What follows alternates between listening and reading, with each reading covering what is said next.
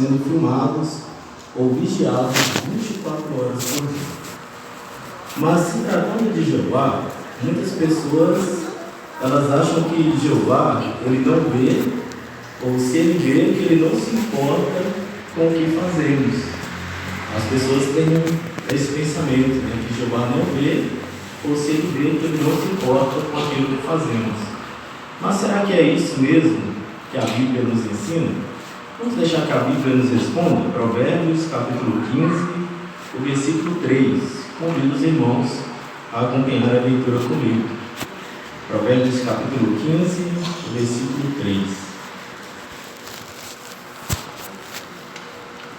Se todos acharam, diz: os olhos de Jeová estão em todo lugar, vigiando tanto os maus como os bons.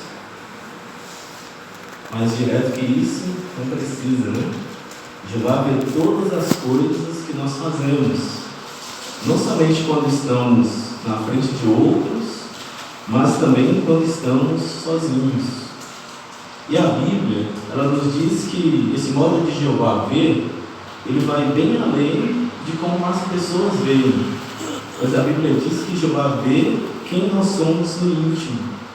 Ou seja, quando nós agimos de certa forma, Jeová ele consegue ver a nossa motivação, os nossos pensamentos e os sentimentos mais profundos. Mas será que isso quer dizer que Jeová fica o tempo todo, então, nos vigiando e examinando cada coisinha que nós fazemos? Será que Ele nos vigia simplesmente para aplicar suas leis e então nos punir? Não. Pelo contrário, quando Jeová nos vigia, quando os olhos de Jeová estão sobre nós, Ele está procurando o que há de bom em cada um de nós. E quando Jeová encontra essas qualidades, Ele dá muito valor a isso. Jeová ele procura ajudar todos aqueles que precisam da sua força. Agora imagine, né, se Jeová ficasse vigiando para ver os nossos erros e então nos punir. Quem sobreviveria? Ninguém. Ninguém ficaria de pé, como a Bíblia diz. Então, se nós nos achegamos a Jeová de pleno coração, os seus olhos estarão sobre nós, não para nos condenar, mas para observar os nossos esforços e também para responder nossas orações por ajuda e perdão. É dessa forma que os olhos de Jeová estão sobre nós. Nesse discurso, nós vamos analisar como podemos agradar a Jeová em 3 áreas da nossa vida. E vamos ver também exemplos de pessoas que foram beneficiadas por seguir os princípios da Bíblia nessas 3 áreas. A primeira área que iremos analisar é o modo como tratamos a nossa família. Mas será que Jeová ele se importa com isso? O modo como tratamos a nossa família? A Bíblia destaca que sim. Quer ver um exemplo? A Bíblia destaca que o cônjuge não cristão ele pode ser atraído à verdade pelo modo como a esposa ou o marido cristão o trata. Notaram? A pessoa não cristã, o marido não cristão, pode ser atraído à verdade pelo modo como a esposa ou o marido cristão o trata. Então a amizade daquela pessoa com Jeová depende de como tratamos. Um segundo exemplo, a Bíblia também diz que as orações do marido, elas podem ser impedidas, dependendo de como ele trata a sua esposa. Ou seja, a relação do marido com Jeová está totalmente ligada ao modo como ele trata a sua família. Então, para Jeová, é muito importante esse assunto, né? O modo como tratamos a nossa família. Jeová quer que tratemos nossa família com amor. Vamos ver um modo de fazermos isso? Efésios capítulo 4, versículo 31. Efésios capítulo 4, o versículo 31. Convido todos a lerem comigo, por favor. Efésios 4, 31. Se todos acharem, diz assim: abandonem todo tipo de ressentimento, ira, raiva, gritaria e palavras ofensivas, junto com toda a maldade. Esse é o modo de tratarmos nossa família com amor. É claro que nós nunca pensaríamos em agredir fisicamente os membros da nossa família, mas tratar com amor vai além disso, de não bater nos membros, não agredir fisicamente.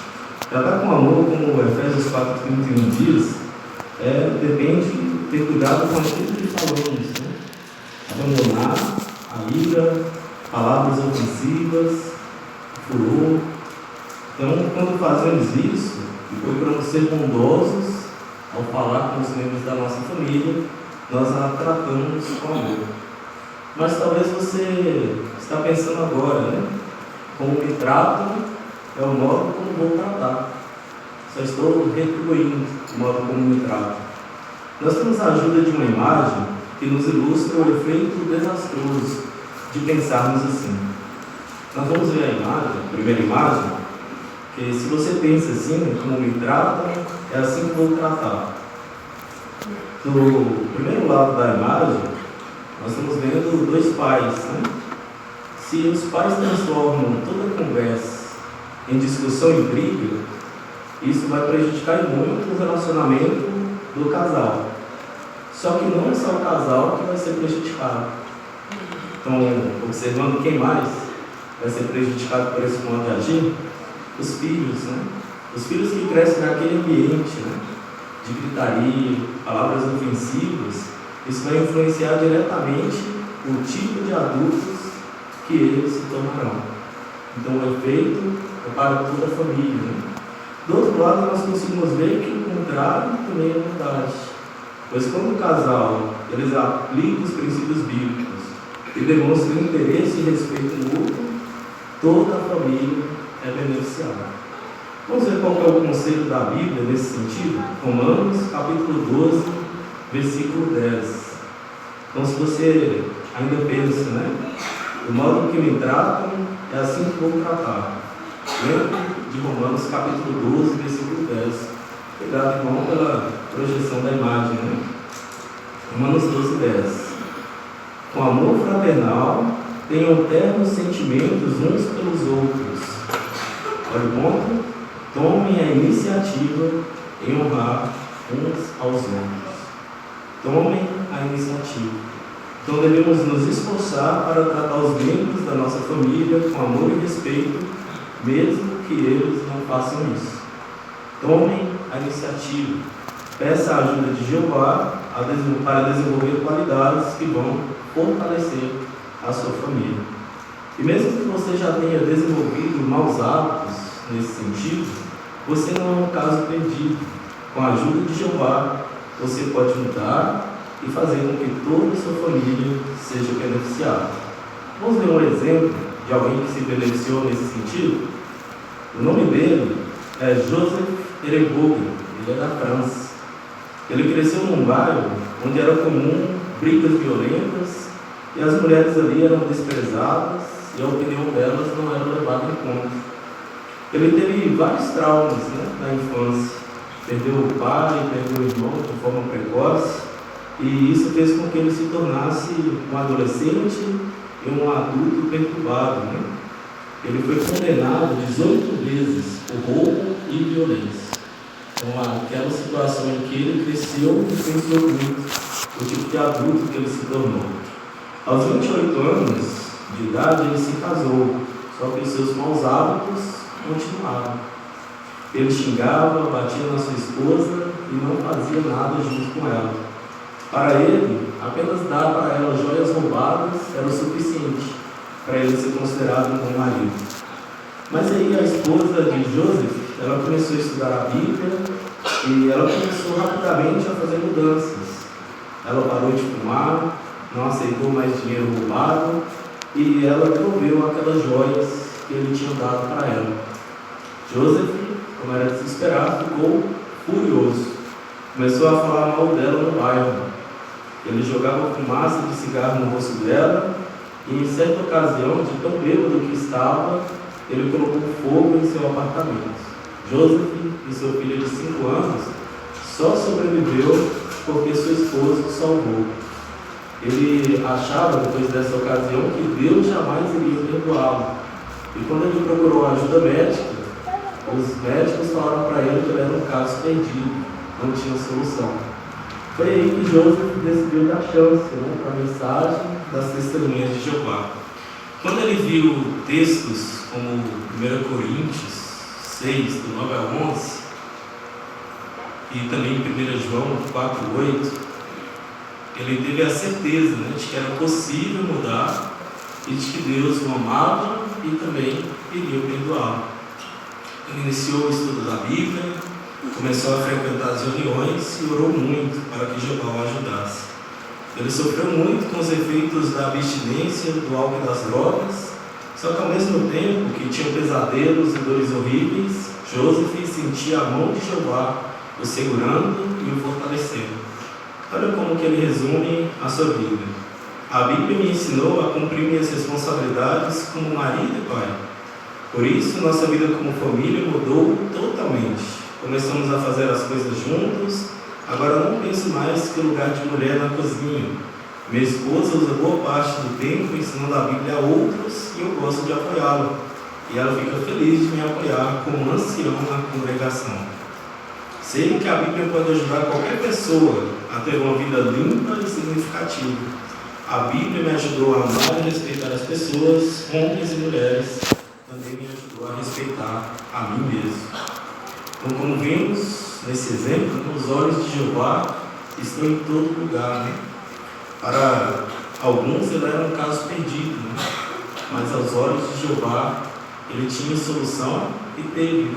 Como ele foi beneficiado de seguir os princípios da Bíblia nesse aspecto.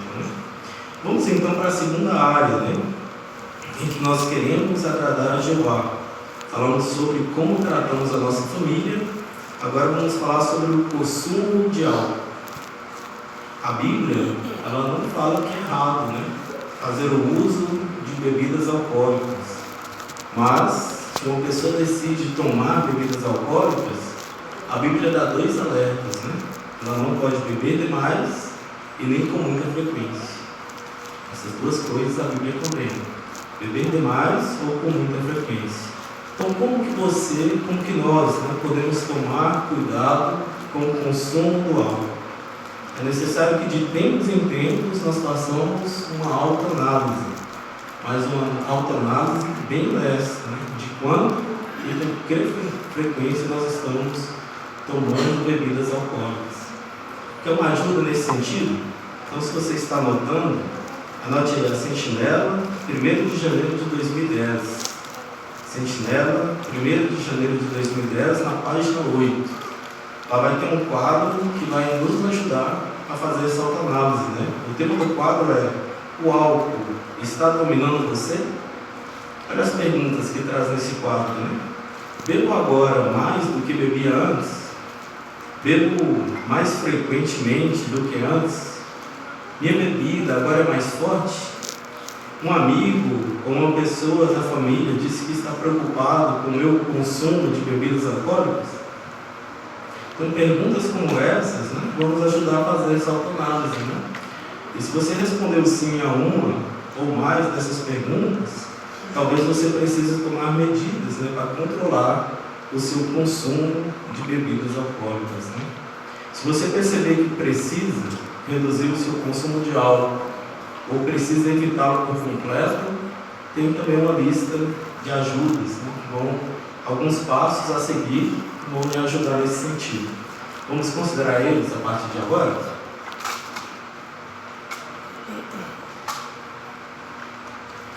Então, o primeiro passo, se você está anotando, e você precisa de ajuda nesse sentido, reduzir o seu consumo de álcool ou evitá-lo por completo. A primeira ajuda é acreditar no poder de orações sinceras. Orações sinceras, ou seja, devemos abrir o nosso coração a Jeová, admitir que temos um problema com bebidas e um problema que nós temos que resolver. Dizer a Jeová em oração de forma aberta E o que você gostaria de fazer sobre esse assunto fará com que ele abençoe seus esforços de obter alívio e de evitar problemas maiores, mais sérios, né? Peça a Jeová também nessas orações que ajude a desenvolver o autodomínio com a ajuda do Espírito Santo. Aí depois de orar, nós devemos agir de acordo com nossas orações. Segundo passo, obtenha força da palavra de Deus. A palavra de Deus é viva e exerce poder, e é capaz de discernir os pensamentos e as intenções do coração. Lembra dessas palavras de algum lugar? A própria Bíblia, né? Então, muitas pessoas que antes bebiam em excesso foram ajudadas por ler alguns versículos da Bíblia todos os dias e meditar neles. Notem, alguns versículos ajudaram essas pessoas a vencer esse desafio que elas tinham em suas vidas. Então, não subestime o poder da Bíblia, né? Faça uso dela, leia e medite nela todos os dias. Esse é o segundo passo para nos ajudar a controlar o nosso consumo de álcool. O terceiro passo é escolher boas companhias. Escolher boas companhias. Então, deixe claro para os seus familiares, para seus amigos, a sua decisão de manter o consumo de bebidas sob controle, ou então o seu desejo de abandonar por completo o consumo de bebidas alcoólicas, né? E esteja disposto também a cortar a amizade com aqueles que enfraquecem a sua determinação. Notaram o ponto? Escolher bons amigos que vão nos ajudar a fortalecer a determinação e estar dispostos a cortar a amizade com aqueles que enfraquecem a nossa determinação. Quarto passo, estabelecer limites definidos e aprender a dizer não. Mas talvez você esteja se perguntando, né? Irmão, mas qual que é o limite no que diz respeito à bebida alcoólica? Qual que é o limite? Qualquer quantidade de bebida que prejudica o seu critério ou que enfraquece o seu raciocínio é muito para você. Qualquer quantidade de bebida que prejudica o seu critério ou enfraquece o seu raciocínio é muito. Para alguns, esse limite é não beber, é cortar de vez o consumo de bebidas alcoólicas. Por isso é necessário também aprender a dizer não, né? Alguns vão insistir, talvez sem más motivações ou por falta de discernimento, mas é preciso deixar que o nosso sim seja sim e que o nosso não seja não. O quinto passo, procure ajuda. Peça ajuda de amigos apoiadores que vão fortalecer a sua determinação e principalmente que possam lhe dar ajuda espiritual. Amigos apoiadores que vão fortalecer a sua determinação e principalmente que possam lhe dar ajuda espiritual. E visto que esse consumo de bebidas alcoólicas é um vício, né? Uma dependência física e psicológica de uma substância forte, talvez você vai precisar também de ajuda médica, né? Para alguns, o tratamento médico é essencial, né? Para lidar com os sintomas da abstinência ou para receber uma medicação que vai reduzir a necessidade extrema de álcool. Se você seguir esses planos, né? Esse plano com 5 passos, com certeza Jeová vai abençoar, né? Então acredite no poder de orações sinceras, obtenha força da palavra de Deus, escolha boas companhias, estabeleça limites e procure ajuda. Esses são os passos que vão nos ajudar a lidar com esse problema, né? Vamos ver também o exemplo de alguém que tinha essa dificuldade e que foi ajudado, né, por seguir os princípios de Jeová. O nome dele é Luka Zuk, da Eslovênia. Ele começou a beber quando tinha 16 anos, influenciado por colegas de escola. Luka começou só com alguns copos, mas logo ele já estava tomando várias garrafas de uma só vez. E ele disfarçava bem enquanto estava bêbado. Às vezes era imperceptível saber que ele tinha bebido, né? Só o hálito que o entregava. Mas mesmo bebendo o dobro que seus amigos nas boates, Luka que carregava os seus amigos de volta para casa. Então ele era bastante resistente à bebida, né? Mas um dia um de seus amigos o chamaram de barril sem fundo. E isso magoou muito a Luca e o fez repensar no rumo que a sua vida estava indo. Ele passou a lidar com sentimentos de inutilidade, né? Luca observou então que um colega de escola estava se comportando de maneira diferente. Ele ficou curioso, chamou esse colega para um café. Esse foi o primeiro contato de Luca com a verdade. E depois de conversar com esse colega que estava estudando a Bíblia, Luca começou a assistir às reuniões, a estudar a Bíblia, e ele gostou tanto do que estava aprendendo que tentou falar com alguns daqueles velhos amigos sobre o que ele estava aprendendo. Mas o que aconteceu? A maioria zombou dele. Isso mostrou a Luca que ele precisava de amigo de verdade, e ele encontrou na congregação. Ele se esforçou para estar com os irmãos, e isso ajudou aos poucos, a abandonar seu vício com bebidas. Como ele resume a sua vida? Sou grato a Jeová por não precisar mais do álcool para me sentir feliz. Não sei o que teria acontecido comigo se tivesse continuado a levar aquela vida, mas tenho certeza de que estou muito melhor agora. Então Luca, ele também foi abençoado, aos olhos de seus amigos. Talvez ele parecesse não ter esperança, mas Jeová estava com os olhos também diante dele e viram as qualidades e o ajudou a vencer o vício com bebidas. Vamos então agora para a terceira área. Essa terceira área nós vamos ver no discurso e depois nós vamos reforçar um pouquinho na sentinela, que é lutar contra pensamentos e práticas imorais. Jeová, ele sabe que nós precisamos nos esforçar para nos manter moralmente limpos. E nós devemos evitar não só práticas, mas também pensamentos imorais. Mas por que pensamentos também? Nós precisamos controlar os pensamentos, porque pensamentos imorais levam a ações imorais. Então, se você estiver na luta contra desejos errados, faça o que for necessário para vencer essa luta. Vamos ver o conselho que Jesus nos deu? Mateus capítulo 5, versículos 29 e 30. Mateus capítulo 5.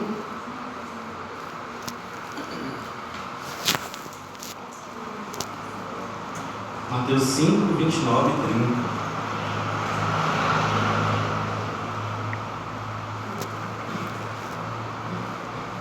Todos acharam? Diz assim: então, se o seu olho direito o faz tropeçar, arranque-o e lance-o para longe de você, porque é melhor que você perca um dos seus membros do que todo o seu corpo ser lançado na gehenna. Também, se a sua mão direita o faz tropeçar, corte-a, lance-a para longe de você, porque é melhor que você perca um dos seus membros do que todo o seu corpo acabar na gehenna. Então, Jesus sabia que os membros do nosso corpo imperfeito podem exercer uma influência perigosa sobre nós.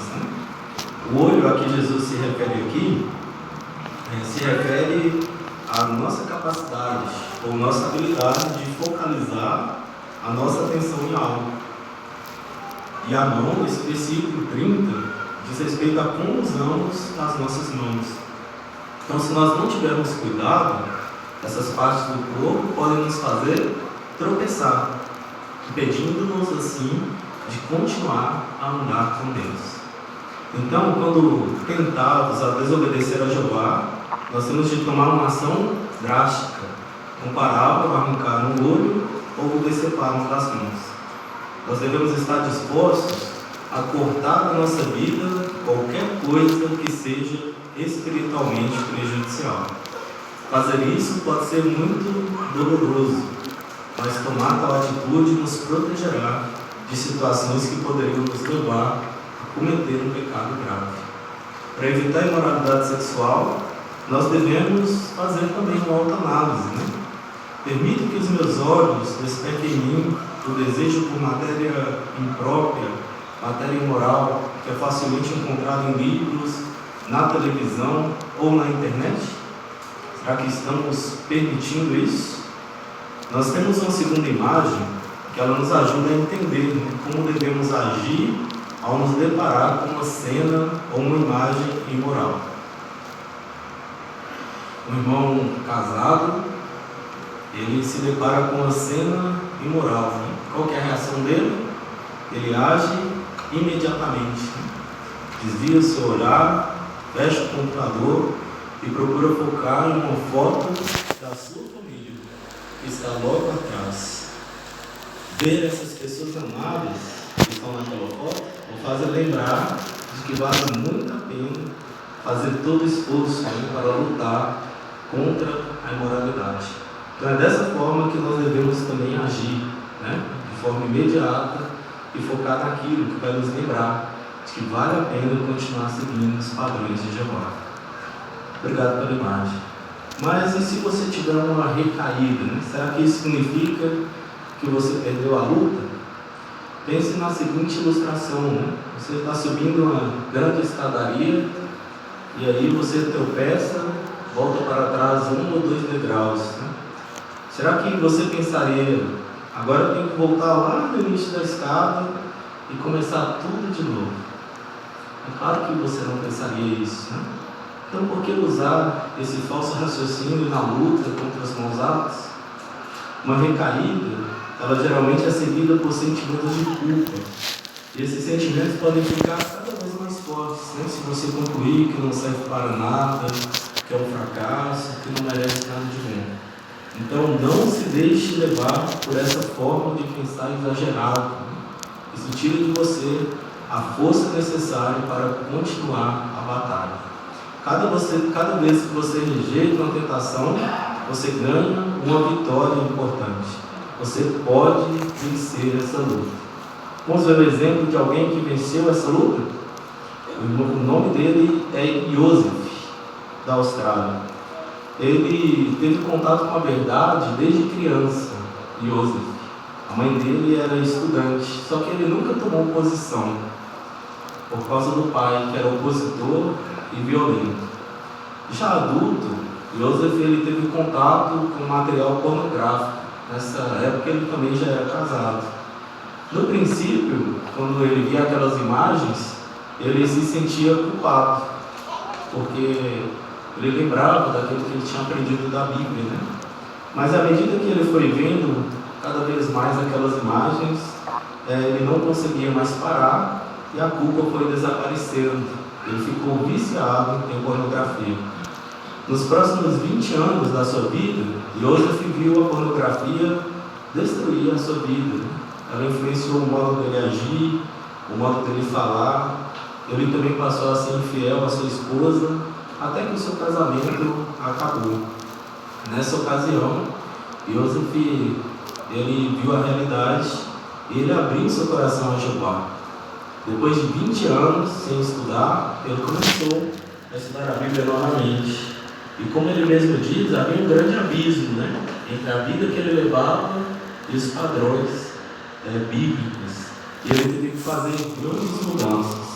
Os seus colegas de trabalho não o apoiaram nessas mudanças, achavam que não valia a pena.